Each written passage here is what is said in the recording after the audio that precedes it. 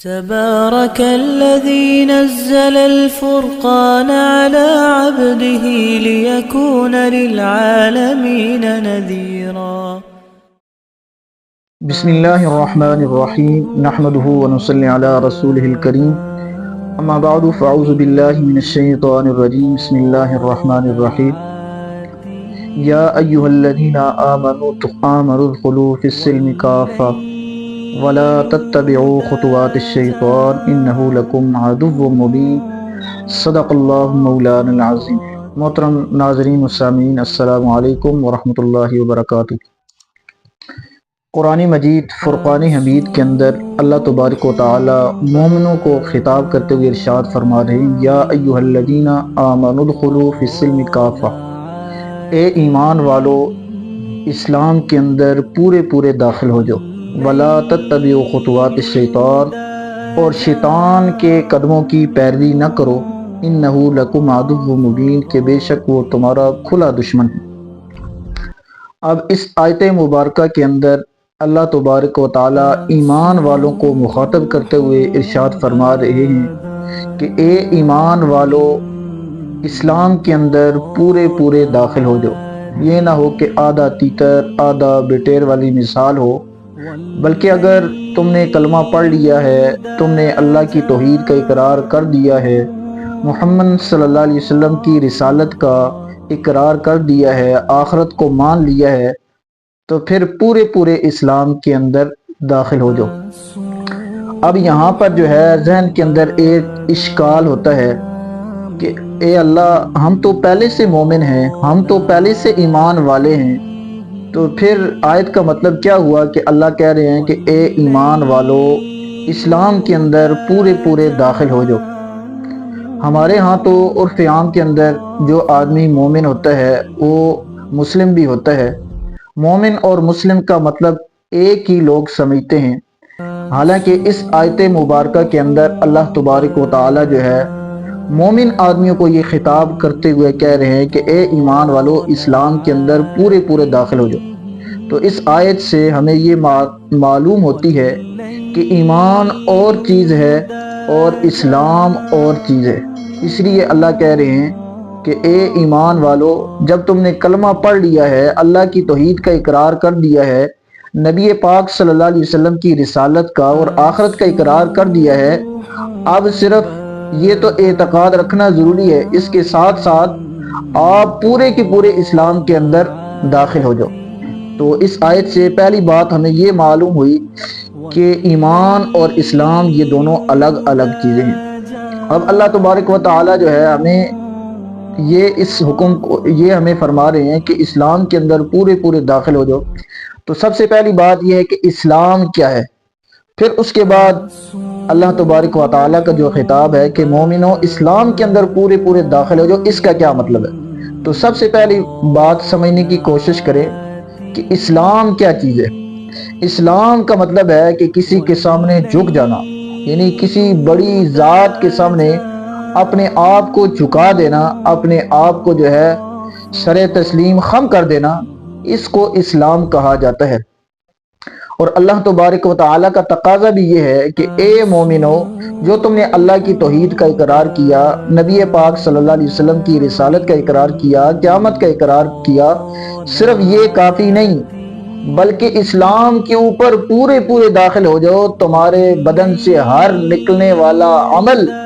وہ جو ہے قرآن و حدیث کے مخالف نہ ہو۔ صرف مسلمان زبانی جمع خرچ ہونا کافی نہیں کہ آپ زبان سے تو بڑے اسلام کے دعوے بولیں، اسلام کے نعرے لگائیں، لیکن آپ کا عمل جو ہے اس کے مخالف ہو، یہ ہمیں اسلام ہرگز اجازت نہیں دیتا۔ اور اس کی بہترین مثال قرآن مجید کے اندر اللہ تبارک و تعالی نے حضرت ابراہیم علیہ السلام کے واقعے کے اندر بیان فرمائی کہ ان کے لیے بھی اللہ نے اسلام کا لفظ بولا۔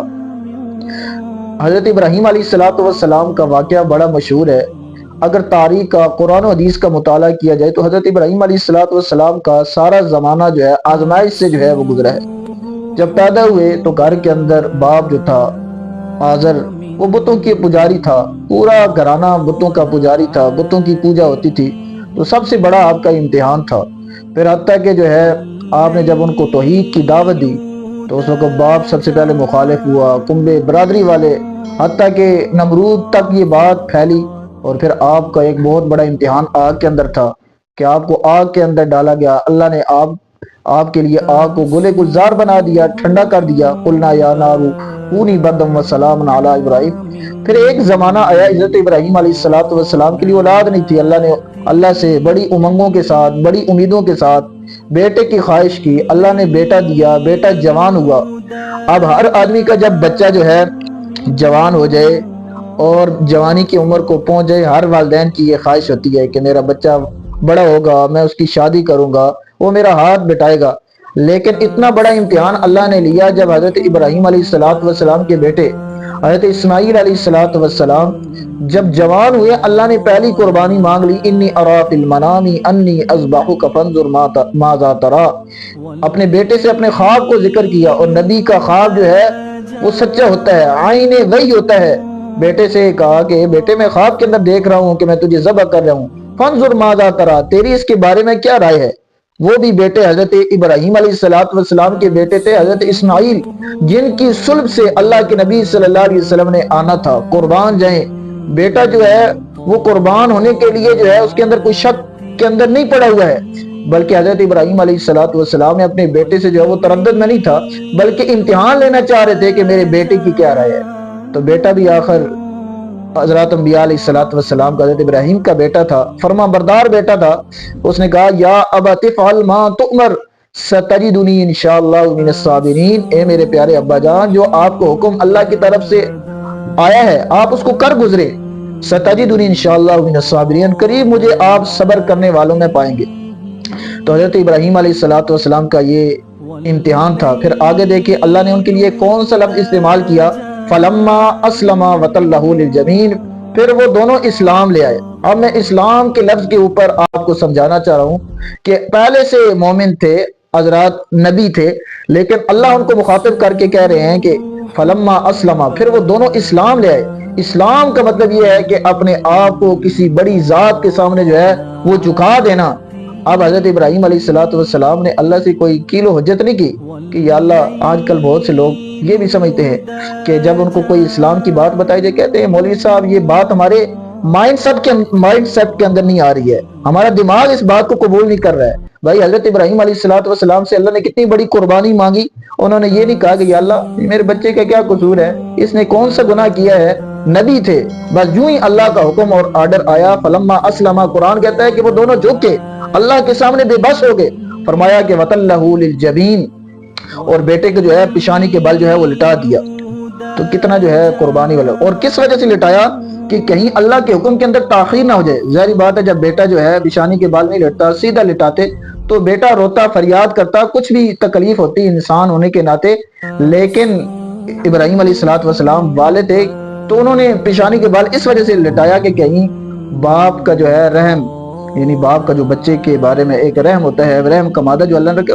اس رحم کے مادے کی وجہ سے کہیں تاخیر نہ ہو جائے۔ اللہ اکبر، ایسے حضرت ابراہیم علیہ السلام نے قربانی دی۔ تو میرے دوستو، آپ حضرات جو ہے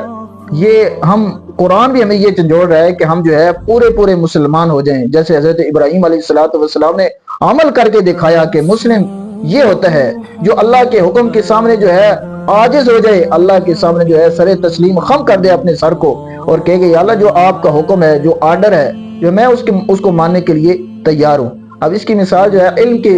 ذرائع ہیں جن کے ذریعے سے آدمی جو ہے علم سیکھتا ہے، جن کو جو ہے حواس خمسہ کہا جاتا ہے۔ وہ کون سے علم کے ذرائع ہیں؟ آنکھ ایک علم کا ذریعہ ہے، آپ بہت سی چیزوں کا علم آنکھ کے ذریعے دیکھ کر کرتے ہیں، اور کان یہ بھی علم کا ایک ذریعہ ہے، بہت سی چیزوں کا جو ہے آپ سن کر ان کا جو ہے مشاہدہ کرتے ہیں کہ کون سی چیز ہے۔ اور بہت سی چیزوں کا علم جو ہے آدمی جو ہے آنکھ کے ذریعے، کان کے ذریعے، ناک کے ذریعے سن کر جو ہے وہ بہت سی چیزوں کو جو ہے وہ پہچان لیتا ہے کہ یہ کیا چیز ہے۔ اور بہت سی چیزوں کا علم جو ہے آدمی جو ہے عقل کے ذریعے، کچھ چیزیں ایسی نہ، اب یہ ٹیبل پڑا ہوا ہے، اس کو میں نے دیکھ کر جانچ لیا کہ یہ ٹیبل ہے، اب اس کو میں نے ہاتھ لگا کر یہ ٹھوس چیز ہے، یہ بھی مجھے جو ہے ہاتھ کے ذریعے علم ہو گیا۔ اور ایک چیز ہوتی ہے عقل، اب اس چیز کو دیکھ کر جو ہے میری عقل کام کر رہی ہے کہ یہ کتنا اچھا خوبصورت ٹیبل ہے، اس کو کوئی بنانے والا بھی ہوگا، اور بنانے والا کوئی عام آدمی نہیں، بڑا کاریگر اور ماہر ہوگا۔ تو اب اس چیز کا علم جو ہے مجھے عقل دے رہی ہے، لیکن یہ ساری چیزیں ہیں، آنکھ کان ہاتھ، ان کا علم ایک محدود جو ہے ایک متعین ہوتا ہے۔ مثلا اس کی مثال ہے، آنکھ آدمی کی دیکھ سکتی ہے، سن نہیں سکتی۔ اب کوئی آدمی بیوقوف یہ کہے کہ میں اپنی آنکھ کے ذریعے سننا چاہتا ہوں، اس کو لوگ کیا کہیں گے؟ یہ بیوقوف ہے، اس لیے کہ آنکھ کا جو مقصد ہے وہ دیکھنا ہے، وہ سننا نہیں۔ تو اسی طریقے سے کوئی آدمی جو ہے یہ کہے کہ عقل کے ذریعے میں دیکھنا چاہتا ہوں، تو عقل کے ذریعے اس کو بیوقوف لوگ کہیں گے۔ تو ایک عقل کے بعد جو ہے ایک چیز آتی ہے وحی الہی، جس کا مرتبہ عقل سے بھی اوپر ہے، جس کو میں مثال کے ذریعے سمجھانا چاہتا ہوں۔ بہت سے لوگوں کو جب بتایا جاتا ہے بھائی قیامت ہے، آخرت ہے، اور ہر چیز کے بارے میں پوچھا جائے گا، وہ اللہ کہتا ہے مولوی صاحب یہ باتیں ہمیں نہ بتائیں، یہ ہمارے دماغ میں نہیں آ رہی ہیں۔ تو بھائی آپ کے دماغ میں کیسے آئیں کہ عقل کی جہاں پر انتہا ہوتی ہے وہاں وحی کی ابتدا ہوتی ہے۔ تو کوئی آدمی جو ہے عقل کے ذریعے جو ہے دین کی باتوں کو، جو آخرت کے بارے میں خاص طور پر ان کو جانچنے کی کوشش کرے، تو اس کو لوگ بے وقوف ہی کہیں گے نا۔ جیسے اس کی مثال ایسی ہے کہ کوئی آدمی آنکھ کے ذریعے سننا چاہے تو اس کو بے وقوف کہیں گے، ایسے عقل کے ذریعے آخرت کی بات کو جانچنا چاہیے، یہ میری سمجھ میں نہیں آ رہی ہے، تو اس کو بھی لوگ جو ہے وہ بے وقوف کہیں گے۔ اس لیے میرے دوستو، آپ ناظرین و سامعین، آپ کے سامنے جو قرآن پاک کی آیت پڑھی گئی ہے، اس کا مطلب یہ ہے کہ ہم صرف زبان کے حد تک مومن نہ رہیں، بلکہ اسلام کے اندر پورے داخل دیں۔ صحابہ کرام کی مثال، ایک صحابی رسول حضرت عمر رضی اللہ تعالیٰ عنہ کے بارے میں آتا ہے کہ حضرت عمر رضی اللہ تعالیٰ عنہ ایک دفعہ جنگل بیابان کے اندر نکل گئے۔ جنگل بیابان کے اندر نکلے، آپ کے ساتھ آپ کا زاد راہ تھا، تو وہ راستے کے اندر ختم ہو گیا۔ آپ نے دیکھا کہ جنگل کے اندر ایک چرواہا جو ہے بکریاں چرا رہا ہے۔ تو عرب کے اندر وہ بڑے مہمان نواز ہوتے تھے، جو آدمی بھی ان کو کسی کے پاس بکریاں ہوتی تھی سب سے پہلے وہ مہمان نوازی کے طور پر دودھ پیش کیا کرتے تھے۔ حضرت عمر رضی اللہ تعالیٰ چرواہے کے پاس گئے، کہا بھائی ہمیں بھوک پیاس نے جو ہے تڑپایا ہوا ہے، لہٰذا ہمیں جو ہے دودھ پیش کرے۔ اس نے کہا حضرت بات تو یہ ہے کہ ہم بڑے مہمان نواز ہیں، میری اگر اپنی بکریاں ہوتی تو میں ان کا دودھ ہو کر آپ کی خدمت میں پیش کرتا۔ مسئلہ یہ ہے کہ یہ مالک کی بکریاں ہیں، اور مالک کی بکریاں ہیں اور دودھ بھی جو ہے اسی کا ہے، یہ امانت ہے، یہ اگر میں آپ کو پیش کروں گا تو یہ امانت میں خیانت کرنے والا ہوں گا۔ اب حضرت عمر رضی اللہ تعالیٰ عنہ نے اس چرواہے کا امتحان لینا چاہا۔ حضرت ابراہیم نے کہا، حضرت عمر رضی اللہ تعالیٰ نے کہا بھائی اب کون سا مالک دیکھ رہا ہے؟ اگر مالک نے آپ سے پوچھا تو اس کو کہہ دینا کہ جنگل بیابان کے اندر جو ہے بھیڑیا آیا تھا، اس نے کھا لیا، اور میرا کام بھی چل جائے گا، میں آپ کو اس کے عوض پیسے دے دوں گا۔ اس نے کہا حضرت آپ کی بات ٹھیک ہے، یہ باتیں تو میں کہہ دوں گا، شاید میرا مالک تسلیم بھی کر لے، لیکن مجھے یہ بتائیں فَأَيْنَ اللَّهُ، اللہ کہاں چلا گیا؟ تو جس دل کے اندر اللہ کا خوف اور ڈر ہو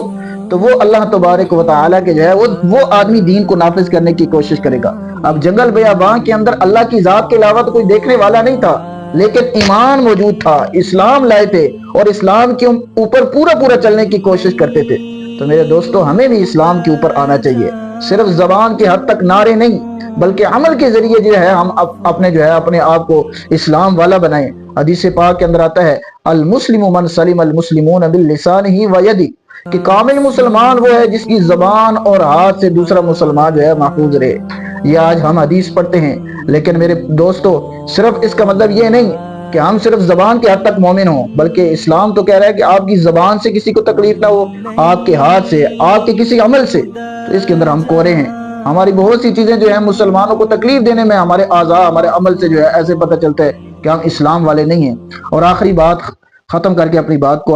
آپ کے سامنے رکھ کر جو ہے اپنی بات کو ختم کرنا چاہتا ہوں ایک حدیث سنا کر۔ حدیث پاک کے اندر آتا ہے کل قیامت کا دن ہوگا۔ اللہ کے نبی صلی اللہ علیہ وسلم نے صحابہ سے پوچھا، صحابہ مجھے بتاؤ کل قیامت کے دن کا مفلس آدمی کون ہوگا، فقیر آدمی کون ہوگا؟ صحابہ نے کہا اللہ کے نبی صلی اللہ علیہ وسلم ہم تو اتنا جانتے ہیں جس کے پاس پیسے نہ ہو، روپے پیسے نہ ہو، وہ آدمی مفلس ہوگا۔ اللہ کے نبی صلی اللہ علیہ وسلم فرمایا، اے میرے پیارے صحابہ، وہ آدمی کل قیامت کے دن مفلس نہیں ہوگا، بلکہ کل قیامت کے دن کا مفلس وہ آدمی ہوگا جو ڈھیروں نیکیاں لے کر آئے گا، نماز، روزے، حج، زکات، نیکیوں کے انبار لگے ہوں گے، اللہ کی بارگاہ